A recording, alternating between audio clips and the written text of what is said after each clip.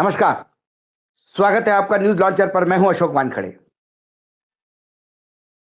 हम हमेशा कहते हैं कि राजनीति में अच्छे लोगों को आना जरूरी है, क्योंकि राजनीति में वेदनाओं को शब्द भी देना एक कला है। आज जब सरकार प्रयागराज में चल रहे कुंभ में हुए हादसे में और मरने वालों को श्रद्धांजलि तक देने से भाग गई, उस हादसे जो कई हादसे हुए, एक नहीं एक से ज्यादा हादसे हुए और हजारों की तादाद में लोग मर गए, उनका जिक्र ना करना चाहती ना सुनना चाहती है। यह सरकार जब सवालों से भाग रही थी, विपक्ष ने बहिर्गमन भी किया, लेकिन सरकार है कि मानने को तैयार नहीं। ऐसे में बजट, राष्ट्रपति का अभिभाषण, इन तमाम पे चर्चा करते हुए राष्ट्रवादी शरद चंद्र पवार पार्टी के यानी एनसीपी शरद पवार के पार्टी के पश्चिम महाराष्ट्र के शिरूर के सांसद डॉक्टर अमोल कोल्हे ने कविता के रूप में जो बयां किया, वो कुंभ ही नहीं, इस देश की आर्थिक स्थिति ही नहीं, इस देश का पूरा खाचा खींचती है वर्तमान स्थिति का। पता नहीं उनकी वो कविता, उनके जो शब्द मुझे तो बहुत अपील कर गए, कईयों को अपील कर गए, आपको भी अपील करेंगे। इसलिए मैं आपके सामने उनको ला रहा हूं। हां, जो सत्ता पक्ष में कूपड़ बैठे हैं, उन्हें वो वेदनाएं और वो शब्द समझेंगे कि नहीं समझेंगे, इसके बारे में कोई गारंटी नहीं, क्योंकि सीना चौड़ा है सबका, अंदर दिली नहीं है। सुनिए, कुंभ, वर्तमान भारत की स्थिति, इन सभी को शब्दों में समेटते हुए डॉक्टर अमोल कोल्हे ने क्या कहा। महामहिम राष्ट्रपति जी के अभिभाषण के धन्यवाद प्रस्ताव में बोलने के लिए मैं अपनी पार्टी राष्ट्रवादी कांग्रेस शरद चंद्र पवार पार्टी की तरफ से खड़ा हूं। और सबसे पहले मैं भूतपूर्व प्रधानमंत्री स्वर्गीय मनमोहन सिंह जी के प्रति अपनी पार्टी की ओर से श्रद्धांजलि अर्पण करना चाहूंगा। अध्यक्ष महोदय, जो कि मेरे पार्टी से 2 मेंबर बोलने वाले हैं, इसलिए बहुत संक्षेप में अपनी बात कहूंगा। महामहिम राष्ट्रपति जी ने अपने अभिभाषण में प्रयागराज में चले महाकुंभ की भी बात की और वैसे ही मिडिल क्लास की भी बहुत बात की। तो इस मिडिल क्लास के नजरिए से महाकुंभ क्या है, इस पे कुछ पंक्तियां लिखी है, वही पंक्तियां मैं सुनाना चाहूंगा। आजकल खुद के हिंदू होने पर मैं कुछ ज्यादा ही गौरवान्वित महसूस कर रहा था। आजकल मेरे हिंदू होने पर मैं कुछ ज्यादा ही गौरवान्वित महसूस कर रहा था। हालांकि मेरे हिंदू होने में मेरा खुद का योगदान कुछ भी नहीं था, लेकिन सनातन की समृद्ध परंपराओं में मेरा अटूट विश्वास है। सनातन की समृद्ध परंपराओं में मेरा अटूट विश्वास है। वैसे भी देश प्रेमी कहलवाने के लिए हिंदुत्व का प्रदर्शन हो, यह आज का राजनीतिक माहौल है। सनातन के विराट वैश्विक अनुभव के साथ पाप धोने का अनोखा अवसर था। महाकुंभ में सनातन के विराट वैश्विक अनुभव के साथ पाप धोने का अनोखा अवसर था। इसीलिए लाखों श्रद्धालुओं की तरह मैं भी उस दिन प्रयागराज महाकुंभ में था। दिल्ली से आती जमुना में चुनावी जुमलों का प्रभाव था। दिल्ली से आती जमुना में चुनावी जुमलों का प्रभाव था। बिहार जाने वाली धारा में बजट का कुछ ज्यादा ही बहाव था। लेकिन लुप्त रही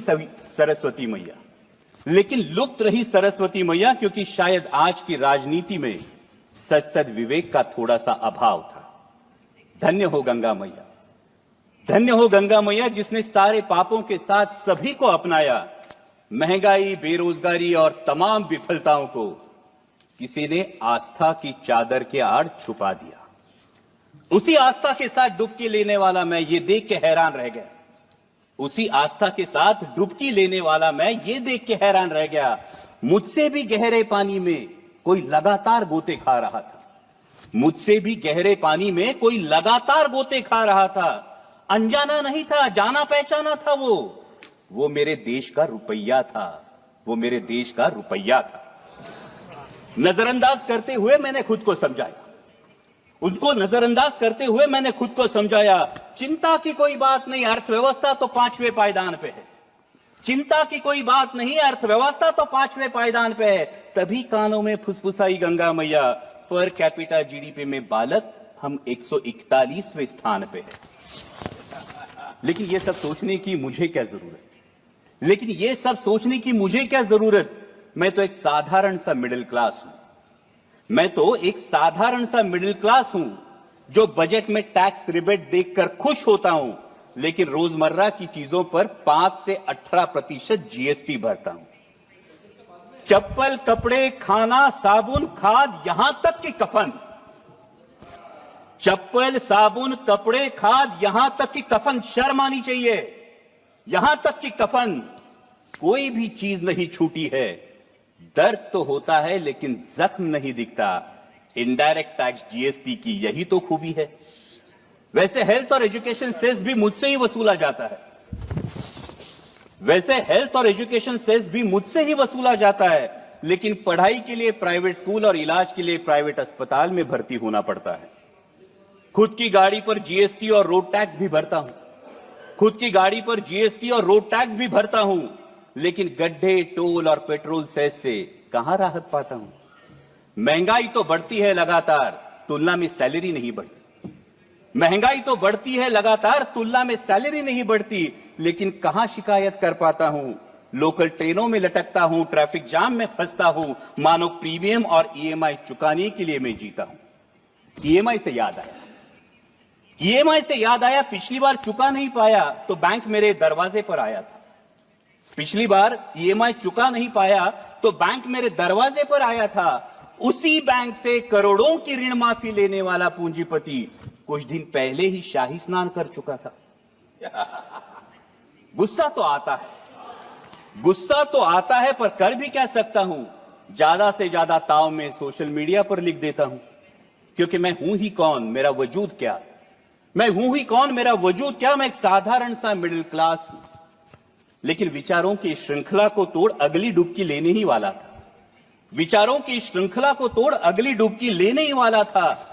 तभी कानों पर शोर आया, पुण्य की आस में आया हर कोई, जिंदगी की सांस के लिए भागता नजर आया। पुण्य की आस में आया हर कोई, जिंदगी की सांस के लिए भागता नजर आया। भगदड़ में हाथ से हाथ छूट गए, अपनों से अपने बिछड़ गए, सपने सारे बिखर गए, इंसानों तले इंसान कुचल गए।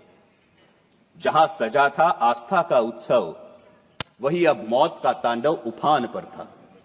जहां सजा था आस्था का उत्सव, वही अब मौत का तांडव उफान पर था। लेकिन प्रशासन लाशों से ज्यादा अपनी नाकामी और विफलता को ढकने में तत्पर था। कितने खोए, कितने मरे, कितने लापता। कितने खोए, कितने मरे, कितने लापता। लोगों के साथ सरकारी आंकड़ा भी गायब था। शासन, प्रशासन, हर कोई चुप्पी साधे। शासन, प्रशासन, मीडिया, हर कोई चुप्पी साधे।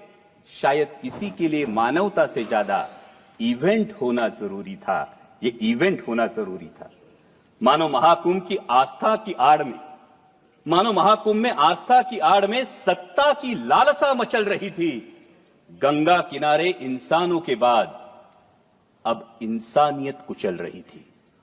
थर्राई गंगा मैया फिर संभल कर बोली, किनारे पर लाशों के अंबार नए नहीं है मेरे लिए। किनारे पर लाशों के अंबार नए नहीं है मेरे लिए। पाप तो धो दूंगी तुम्हारे, लेकिन यह वचन देना होगा कि इस सत्ता की लालसा में एक दिन लोकतंत्र भी लाश न बन जाए। ध्यान रखना होगा तुम्हें भारत के भविष्य के लिए, भारत के भविष्य के लिए। भावभीनी नजरों से मैंने आखिरी डुबकी लगाई। भावभीनी नजरों से मैंने आखिरी डुबकी लगाई। पापों का तो पता नहीं, अंधभक्ति की पट्टी जरूर खुल गई।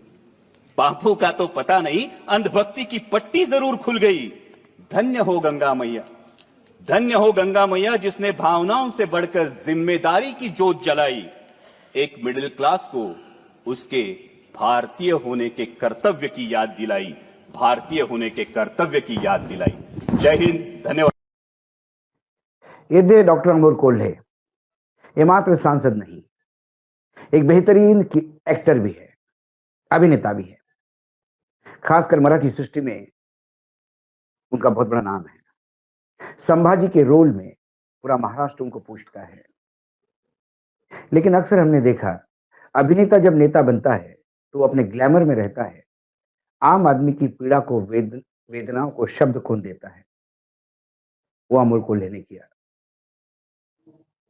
आज सरकार भले ही भागी होगी, लेकिन सवालों पे सवाल खड़े करके अमोल कोल्हे ने एक अच्छा सांसद होने का ही नहीं, एक अच्छा इंसान होने का भी सबूत दिया। धन्यवाद कोल्हे जी। आज इतना ही, फिर आता हूं किसी नए विषय के साथ। तब तक के लिए नमस्कार। देखते रहिएगा न्यूज लॉन्चर।